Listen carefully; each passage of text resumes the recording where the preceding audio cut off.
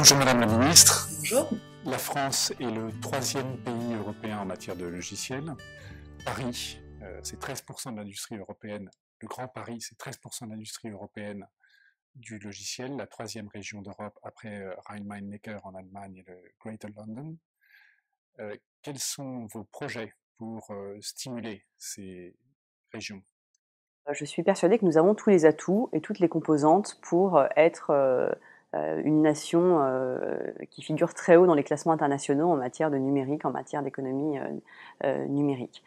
Pour l'instant, c'est vrai qu'on a l'impression, est-ce un problème de communication, est-ce un problème de structuration, que nous ne sommes pas tellement dans le radar et que les choses se passent à Tel Aviv, dans la Silicon Valley, à Berlin. Et alors même qu'à Paris, nous avons un tissu de PME, je les vois tous les jours, ou de start-up extrêmement innovantes, qui sont primées à Las Vegas, qui sont reconnues dans des classements aussi internationaux comme étant parmi les plus innovantes, eh bien c'est vrai que nous avons du mal à faire valoir ces talents, à les mettre en avant, à les faire connaître.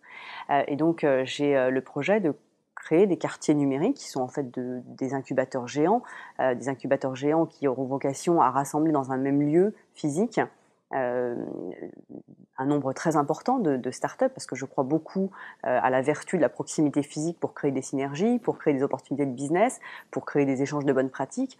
Et donc l'idée, c'est d'avoir des incubateurs de très très grande taille, mais pas seulement des lieux physiques où on mettra des startups, où on installera des startups, mais vraiment des couches de services qui ont vocation à permettre leur développement, leur projection à l'international, la protection de leur propriété intellectuelle, etc. Et donc la façon dont j'envisage ces quartiers numériques, c'est vraiment déjà des quartiers qui seront assez spécialisés dans l'économie numérique. Alors il pourrait y avoir des thèmes, bien entendu, hein, notamment ceux que j'ai évoqués tout à l'heure, les objets connectés, l'e-santé. Il y a beaucoup d'usages aujourd'hui sur lesquels il faut travailler et où la France a des atouts.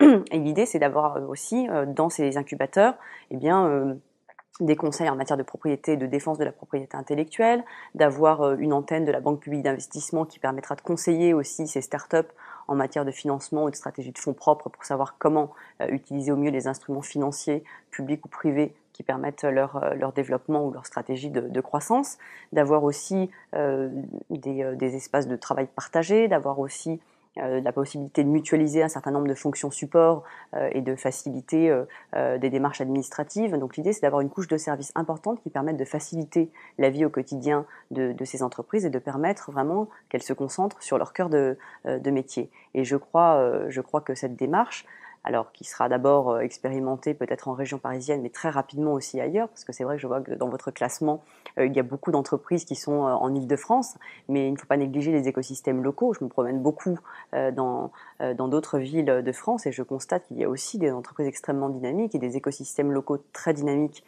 ailleurs qu'à Paris. Et donc l'idée, ce sera de pouvoir labelliser un certain nombre de quartiers qui seront des vitrines en réalité de la France numérique, de la France digitale, à l'international. Je crois que cette dimension de vitrine est très importante parce qu'elle permettra à des investisseurs potentiels ou à des entrepreneurs de venir voir physiquement et pouvoir aller à la rencontre d'entrepreneurs qui ont des projets, qui ont des projets de partenariat ou d'implantation à l'étranger. Et le seul fait de trouver en un seul lieu une telle concentration de talents, je pense, est quelque chose de très important.